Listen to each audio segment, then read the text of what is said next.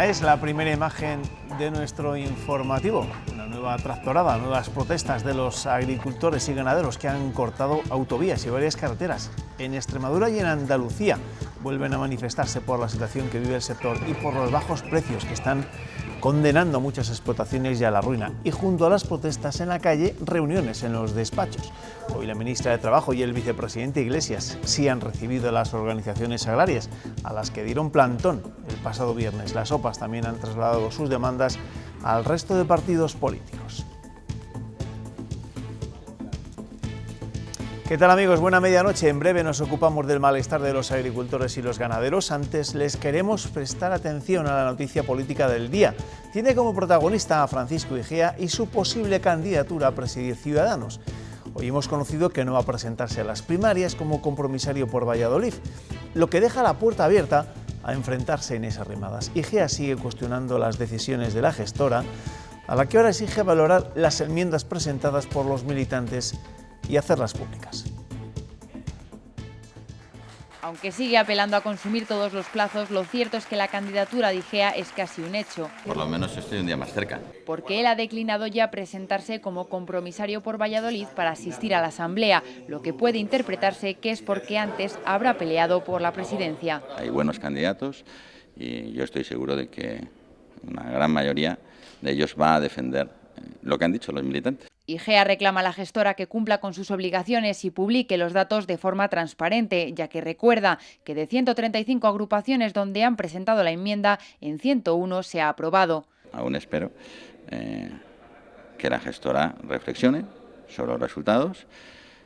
Espero que Inés Arrimadas, cuando los vea, reflexione, aunque he de decir que nos dirigimos a ella el pasado domingo y no parece dispuesta a mantener una reunión para ver cómo interpretamos eso que han dicho los militantes. Y advierte de nuevo contra los personalismos. E insisto, ninguno de nosotros, ni Inés Arrimadas, ni el señor Igea, ni nadie es más importante en el partido que el conjunto de sus militantes. Sobre la presencia de Luis Garicano en un acto de Inés Arrimadas, algo que habría decepcionado a gran parte del sector de los críticos, Igea evita pronunciarse, dice que es un asunto delicado y asegura que le sigue considerando un amigo. Y hoy Francisco Igea era noticia también por otro asunto, porque la Audiencia Provincial de Valladolid ha confirmado la absolución del vicepresidente de la Junta de ese delito leve de amenazas. Queda desestimado, por lo tanto, el recurso que había interpuesto la persona que lo denunció, un compañero suyo de partido, que solicitaba una multa de 1.200 euros. Contra esta sentencia no cabe recurso. Bien, la situación de Ciudadanos, los próximos pasos que puede dar a partir de ahora Francisco Igea van a ocupar los primeros minutos de nuestro tiempo de tertulia, una tertulia que voy a compartir esta noche con Miguel Ángel Quintana Paz. Miguel Ángel, ¿qué tal? Bienvenido, buenas noches. Hola, ¿qué tal? Y con Julián Ballestero. Julián, ¿qué tal? Bienvenido, buenas noches. Muy bien, buenas noches. Bueno, yo creo que la última vez que viniste a la tertulia, Miguel Ángel, también estuvimos hablando de Igea. Francisco Igea, de qué iba a hacer o iba a dejar de hacer. ¿Ahora lo tienes más claro, hoy, después de la decisión que ha tomado esta tarde? Es casi como nuestro cuarto con tertulio, ¿no? Tal cual. Estamos aquí una y otra Estamos vez ahí pendientes refiriéndonos de a su él. día a día. Sí, yo creo que, bueno, él lo ha dicho, ¿no? Y que su enmienda en las agrupaciones ha ganado, entonces yo creo que él está convencido de que esa enmienda puede ganar en un Congreso Nacional. Quizá para aclarar a los telespectadores, porque hablamos una y otra vez de la enmienda, ¿qué es eso que se quiere enmendar? Básicamente lo que Igea quiere es una estructura del partido más ligada a los territorios, más donde los afiliados no solamente voten a los candidatos, las famosas primarias, sino también a los... varonías, vaya.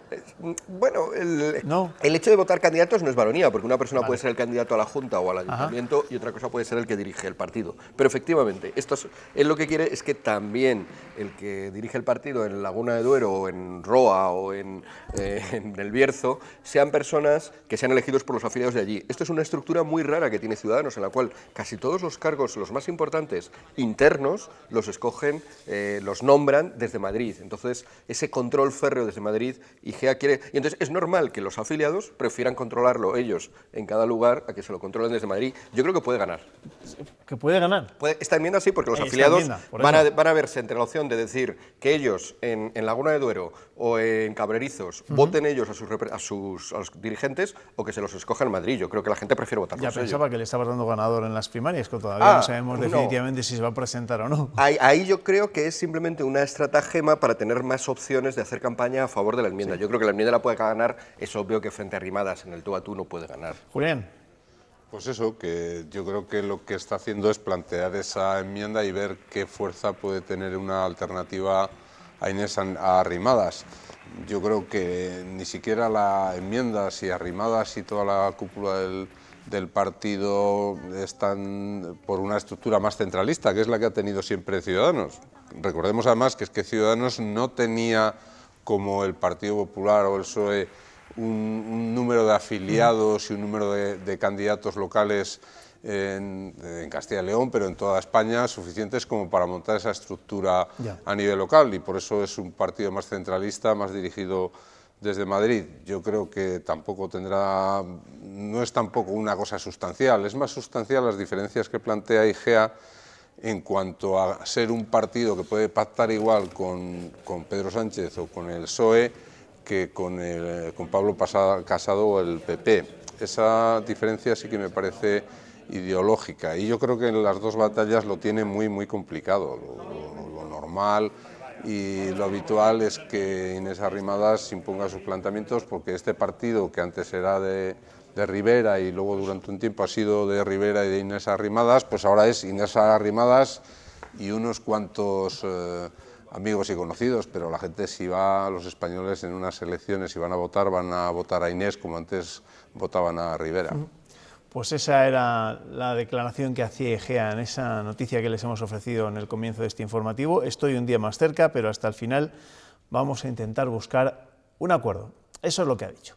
Más allá de los asuntos internos, Ciudadanos intenta buscar acuerdos con el Partido Popular para concurrir juntos a las próximas convocatorias electorales. El acuerdo parece sencillo en el País Vasco y también incluso en Cataluña, pero difícil, muy difícil en Galicia. Esta tarde Pablo Casado y Inés Arrimadas han mantenido una reunión en el Congreso de los Diputados. Arrimadas asegura que llamará personalmente a Núñez Feijóo, que trabajará hasta el último minuto y que ni las siglas ni el candidato serán un problema para ellos. Las dos formaciones se han mostrado optimistas y aseguran que hay sintonía. Después de esta primera reunión, que es un excelente punto de partida, tendremos que encontrar el mecanismo adecuado. En Galicia, el espacio de centro-derecha está cohesionado en torno a las siglas del Partido Popular. Renunciamos a que esa coalición se llame Mejor Unidos, aceptamos que tenga la marca del Partido Popular, el nombre del Partido Popular, que el candidato obviamente sea el señor Feijóo. Por tanto, por nuestra parte estamos poniendo todas las facilidades posibles.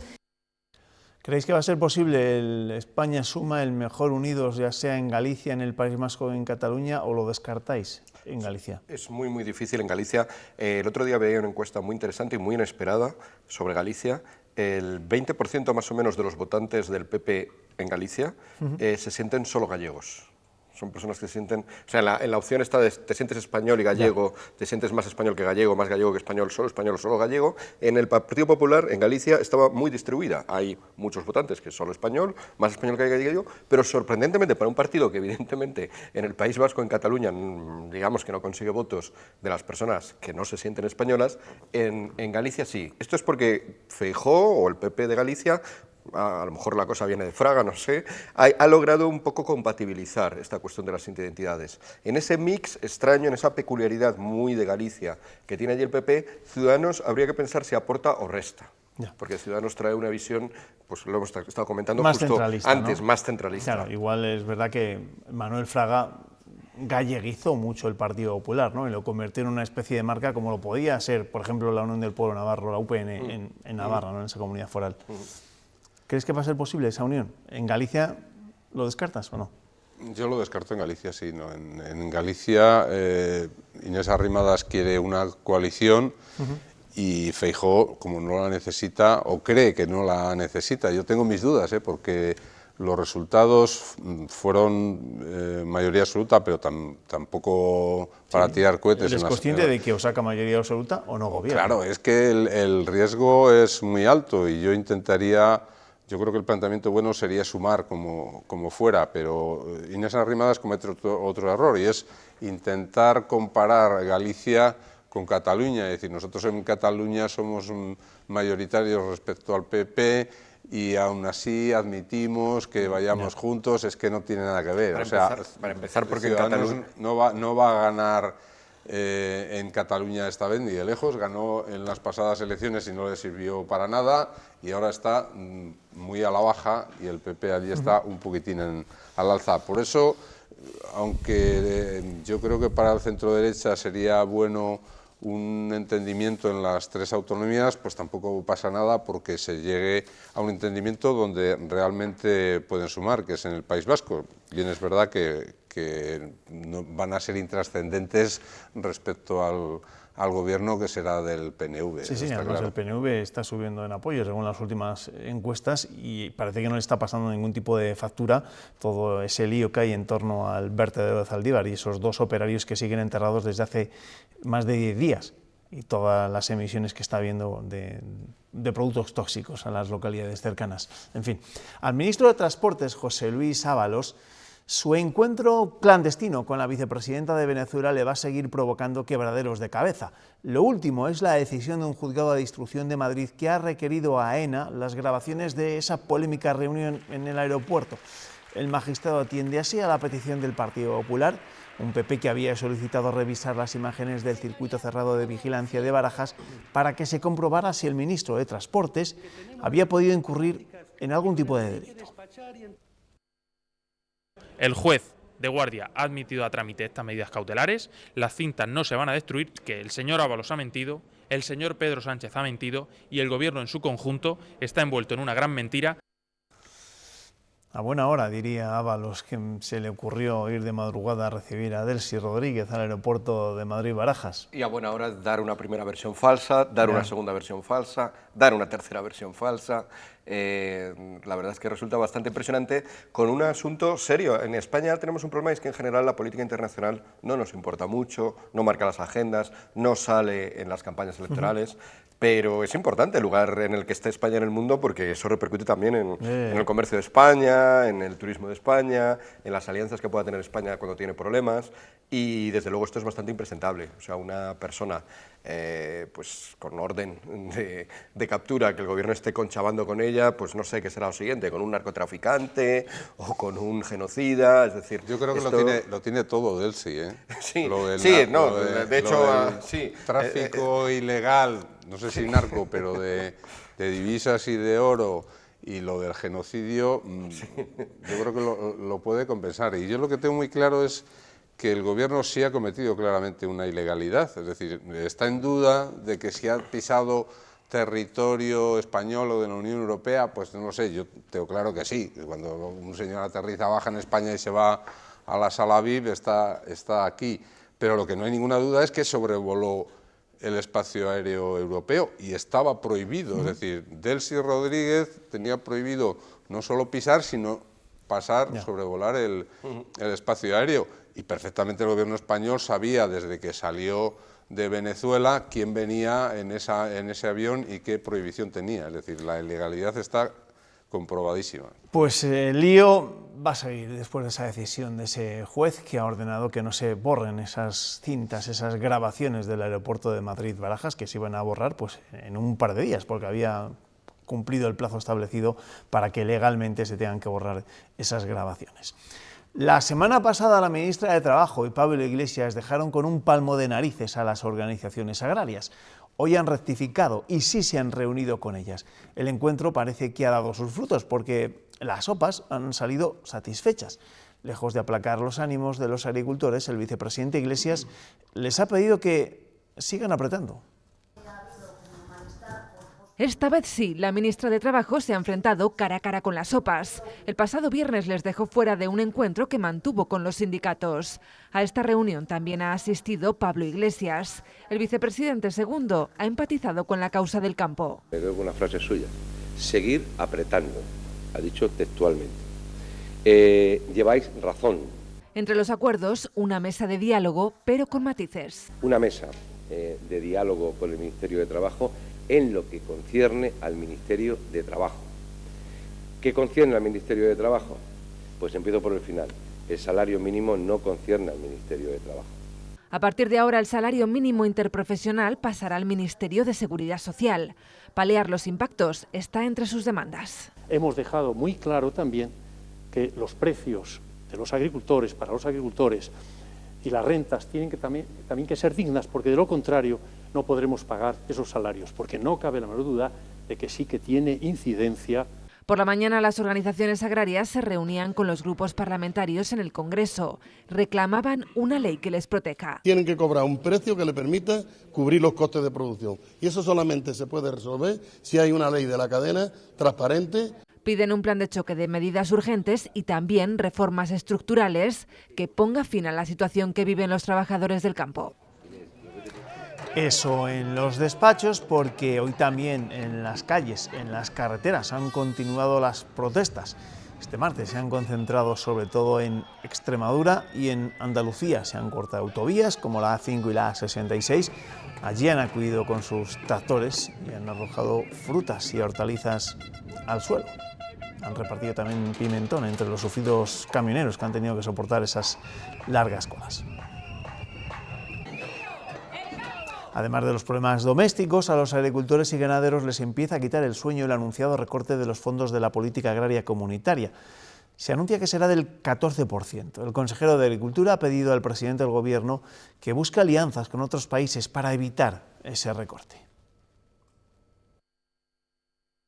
Que el Gobierno de España, el presidente Sánchez, tiene que hacer una adecuada negociación y una defensa de nuestra agricultura y ganadería, y tiene que ser una negociación contundente y firme para que se mantenga la actual PAC. Estamos a tiempo y tenemos que luchar por ello.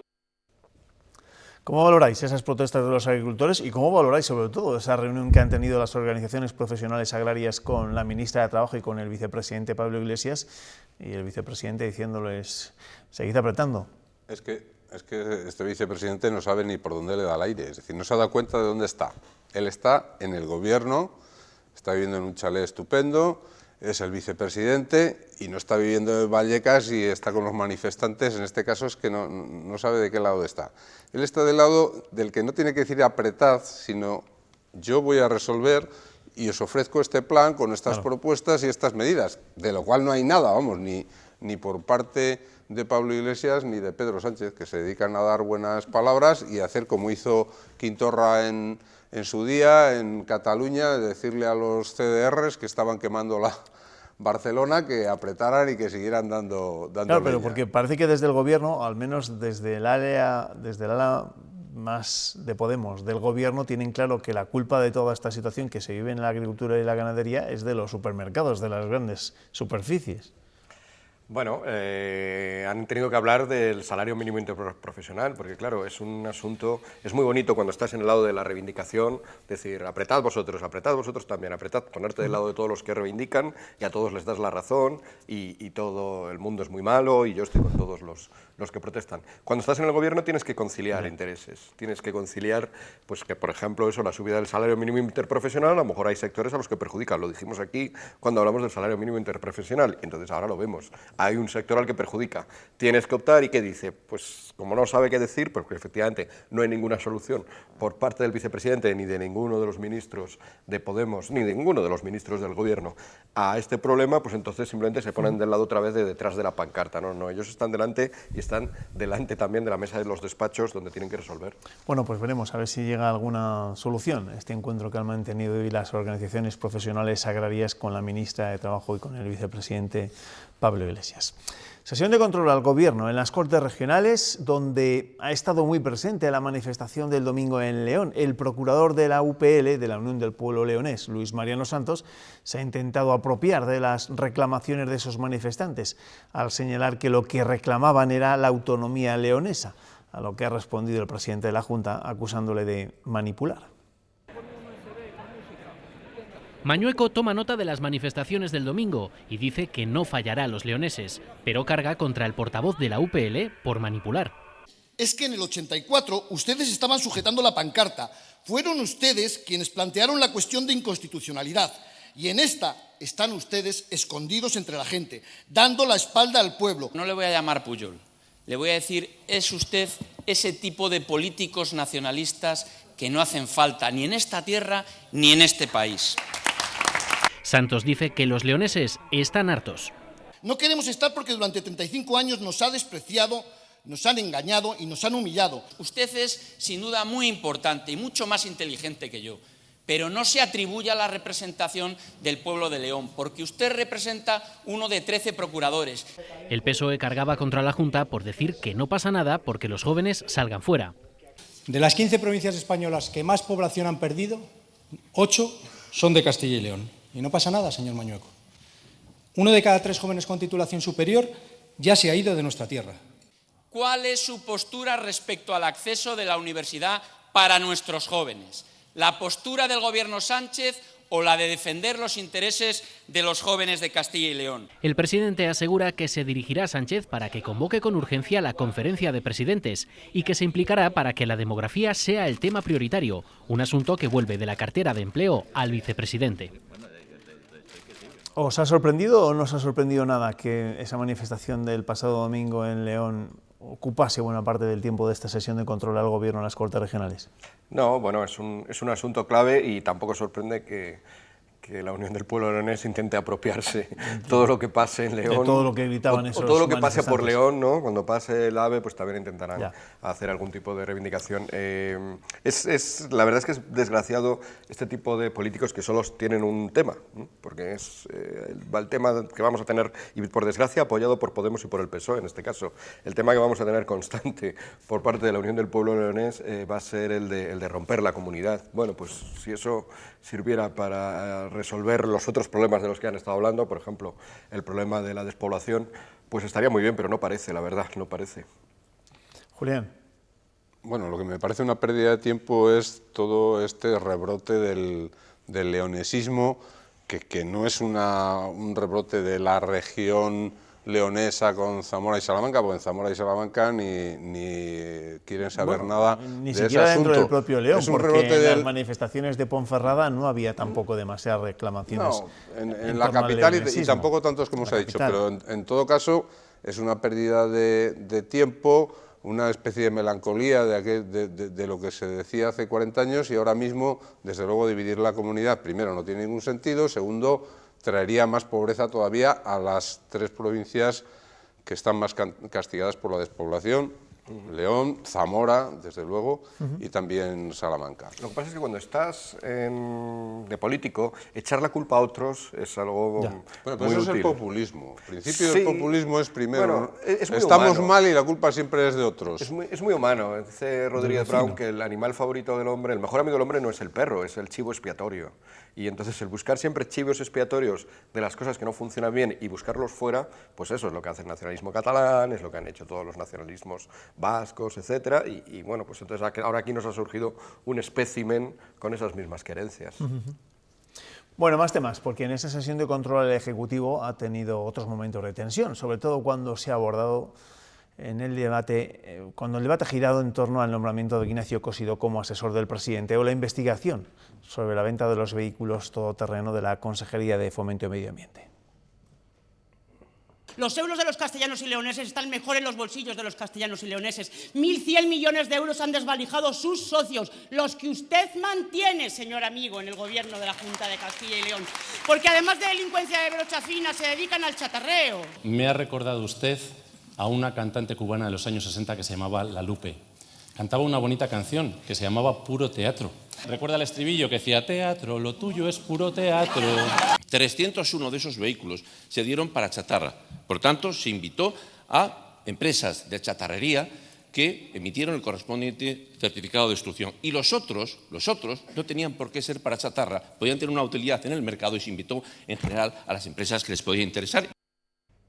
Bueno, ¿qué os parece, Tenemos hasta procuradores cantarines. A veces nos quejamos de que estas sesiones son un poco aburridas, ¿no? Vaya. Parece que él se esfuerza en demostrar lo contrario.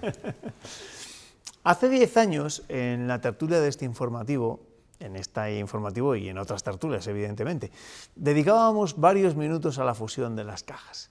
O mejor dicho, al intento de fusión de las cajas, a la creación del famoso músculo financiero.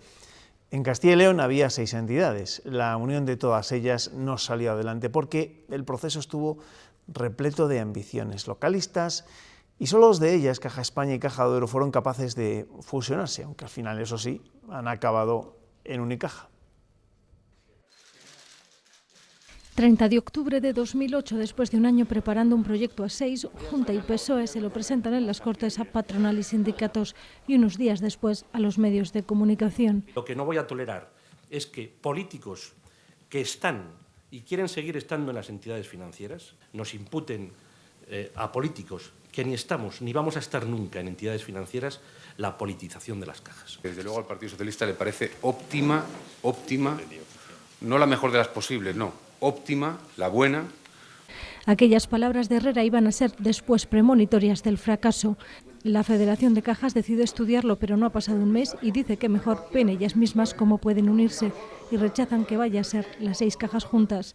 Burgos intenta cortejar a Ávila y Segovia, no lo consigue. Después a Caja Círculo, tampoco. España Duero inician entonces un proceso a 2, al que en agosto el Banco de España obliga a incluir a Caja de Burgos. Después de meses de idas y venidas... Sí, no de tantas reuniones. Claro. ¿A instancias de quién ha sido esta reunión? ¿Quién la ha convocado? Los tres. El 10 de noviembre Caja de Burgos vuelve a dar la espantada. Caja de Burgos ha decidido no participar en el proyecto.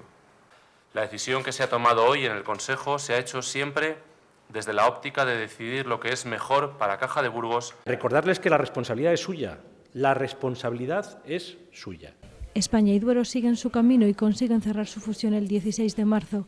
A punto están de cumplirse 10 años. Hubo resistencia. Han preparado una estrategia premeditada y pactada, oscura y dirigista. ¿Ustedes conocen alguna caja española que hayan tenido que los gobiernos correr para inyectarles liquidez? Ninguna. Pero salió adelante. No iba a ser la tercera caja del país que había soñado Herrera, con 67.000 millones en activos, pero sería la séptima. Es el peor de los conservadurismos, es una pérdida de tiempo, refugiarnos en la nostalgia de lo que pudo haber sido y no fue. Tocaba resignarse después de un traumático proceso de personalismos y provincialismos. Lo que pudo haber sido y no fue, que jóvenes éramos entonces. No sé si jóvenes y además también ingenuos, ¿no? Pensando que igual sí que podía salir adelante esa fusión de las Algunos más cajas. que otros, digo. Algunos más que otros porque yo recuerdo ¿Algunos más que... jóvenes o más ingenuos? Más ingenuos. Recuerdo que cuando empezó este proceso, como habéis recordado ahí, el presidente de la Junta, Óscar López, y el vicepresidente Tomás Villanueva nos pidieron a los medios de comunicación de toda la comunidad la colaboración de que apoyáramos el proyecto este del músculo financiero. Y es verdad que tuvo una contestación casi unánime de los medios. Desde luego, el periódico que yo dirijo, la Gaceta Regional de Salamanca, se opuso desde el principio. Nos parecía que era una fusión antifinanciera, antieconómica. No tiene ningún sentido juntar 6 cajas que estaban cada cual peor. Además, se hacía con un criterio, desde luego, político, de tener un brazo inversor en Castilla y León que no tenía ningún sentido y estaba abocado al fracaso. No fusionándose tampoco les ha ido demasiado bien. No, por supuesto. Les ha ido igual. Les hubiera ido igual, pero quiero decir que esa fusión, si se hubiese empezado cada caja a buscar una alternativa más viable, pues no sé en qué escenario estaríamos, pero desde luego este ha sido el peor. Miguel Ángel. Bueno, hablando de las cajas, claro, hay que recordar algo que a menudo se olvida todavía, de algo tan importante, también muy propio de aquellos tiempos, como es la crisis financiera y la crisis que golpeó especialmente a España, el año 2008, 2009, esos años que estamos recordando. La crisis en España no es, como todavía muchas veces se dice, una crisis de los bancos, es una crisis de las cajas. Es muy gracioso oír a uno tiempo después decir, todavía no se ha inyectado dinero. Bueno, pues sí, es que se tuvo que inyectar después, y mucho, muchísimo. La inmensa mayoría de los problemas financieros de España, salvo 1 o 2 bancos, todo lo demás fueron cajas. Y además no solamente fueron muchas cajas, sino que fueron casi todas. O sea, las cajas estaban muy mal, las de Castilla y León también, por supuesto. ¿Y por qué estaban mal? Esta es la enseñanza que me temo que no hemos sacado. ¿Por qué estaban tan mal las cajas en el año 2008-2009? ¿Por qué tuvieron que ser absorbidas y tuvieron que recibir dinero público? Por algo tan sencillo como que habían sido un instrumento de mangoneo de los políticos. Así de simple. Entonces, cuando los políticos se ponen a hacer tejamanejes con el dinero de todos, pues nos sale lo que nos pasó. Una crisis enorme, unas entidades financieras, cajas de ahorro, y no solo, en los consejos de administración no solo había políticos, había también representantes de los sindicatos y también representantes de la sociedad civil. Los sindicatos, separarlo de lo político me parece sí, académicamente correcto, pero no sé hasta qué punto riguroso, y lo de la sociedad civil, yo no sé, yo soy de la sociedad civil y yo nunca voté a un consejero para ninguna caja, y alguna me tocaría, digo yo. O sea que al final es todo político, son políticos haciendo cosas por lo que decimos, pues porque a un político le interesa mucho tener un banquito para él, claro, y las cajas eran eso, banquitos para que los políticos, cuando no tenían dinero de los impuestos, recurrieran a un banco que les daba a ellos y sus cositas, cosas con muy dudosa viabilidad. Hemos visto, por ejemplo, en Cajaduero, a un médico llegando a presidente ejecutivo, tomando las decisiones de a quién se le prestaban 50 millones de euros o no se le prestaban. Eso lleva a la ruina de todas. Hemos visto a un guardabosques al final presidiendo la fusionada Cajaduero y Caja España. Es que ha sido un auténtico desastre. Hemos visto a los que dirigían Caja Segovia considerando que era importantísimo para la provincia de Segovia pagarles viajes a Venecia durante los carnavales que ya se nos aproximan. Es decir, hemos visto cosas realmente esperpénticas. Y esa enseñanza me da pena que a veces no se ha sacado, que se habla de la crisis financiera, la crisis de los bancos. No, la crisis de las cajas. Pero en aquellos tiempos todo era sólido, bastante más sólido de lo que es ahora, sin lugar a dudas. El Tribunal Constitucional ha admitido a trámite la cuestión sobre la ley de caza. El Tribunal de Justicia de Castilla y León había considerado que esta ley pretendía sustraer a los tribunales ordinarios el control de la actividad cinegética de la comunidad. Ahora el Constitucional debe remitir una sentencia que dictamine o no si se trata de una norma anticonstitucional. Reunión del Consejo de Ministros en el que se han aprobado dos de las promesas más repetidas por Pedro Sánchez en campaña, la llamada tasa Google y el impuesto a las transacciones financieras, la conocida como tasa Tobin. Ambos tributos no son una casualidad, sino que se nutren, beben y se enmarcan en las prácticas fiscales defendidas por las instituciones europeas. En este momento del análisis le tenemos que preguntar a nuestro cuarto tertuliano que nos cuente qué es lo que le está quitando el sueño esta noche. ¿Tendrá algo que ver con estas nuevas tasas? Tú dirás, Nieto. Ojo, Juanma. He pensado que si Facebook, Amazon o Google tienen negocios en España, ¿por qué no van a pagar impuestos en España? Sí, aprobemos un impuesto que se llame tasa Google y la aplicaremos en diciembre. Hasta mañana, Juanma, que no son horas. No son horas. Por cierto, que del Donald Trump que se le aparecía ahí en sueños a Chema Nieto, hablaremos después a la vuelta de la publicidad con nuestro invitado, un periodista leonés que ha sido corresponsal en Estados Unidos y que nos puede acercar algo en torno al proceso de primarias tan apasionante que se vive durante todo este año en los Estados Unidos. Vamos ya con el repaso de la prensa antes de esa pausa para la publicidad y empezamos con el titular del diario ABC que se hace eco de lo que ha ocurrido, de algo de lo que ha ocurrido en el pleno de las Cortes de esta misma tarde, esa sesión de control al Ejecutivo, donde Alfonso Fernández Mañueco urgía a Sánchez a la convocatoria de la conferencia de presidentes. En el periódico La Razón también se hacen eco de ese pleno de las Cortes, inquietud por el hachazo fiscal que prepara Sánchez. El norte de Castilla se recoge el dato sobre lo que puede perder nuestra comunidad con el recorte de la PAC y establece que pueden llegar a 93 millones de euros si Europa recorta esa política agraria comunitaria. El diario palentino, libertad con cargos, imagen del momento en el que la joven de 26 años que tiró al feto a un contenedor el 3 de febrero declaraba ante el juez. Declaró que durante el 6º mes de gestación sufrió un aborto espontáneo. El diario de Ávila, 2 años de cárcel para la conductora del accidente de las temporeras de La Fresa. Más periódicos, Diario de León. La escuela de pilotos irá a Valladolid si León no ajusta el coste de uso del aeródromo. La Gaceta de Salamanca, paradas en el búho a la demanda de mujeres menores y mayores. El Mundo, Diario de Valladolid. La Universidad de Valladolid se alía con 5 universidades europeas para potenciar la investigación. Y terminamos con una imagen y con una historia, la del Diario de Burgos y la de este hombre, que se llama Vidal, que se jubiló a los 65 años y que ahora con 83 ha renunciado a parte de su pensión para trabajar en una granja de perdices en Tordómar, y ahí se le ve tan contento con las perdices. No es el único caso, ¿eh? Nosotros también en este informativo, en los informativos de Castilla y León Televisión, les hemos contado casos de otra gente que, a pesar de estar jubilada, ha tenido que volver a trabajar.